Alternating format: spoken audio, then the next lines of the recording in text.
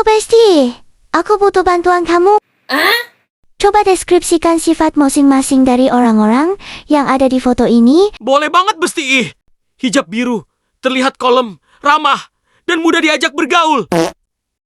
Hijab hitam tambah topi, terlihat paling santai dan percaya diri. Senyum tipis serta posisi di tengah memberi kesan sebagai sosok yang hangat.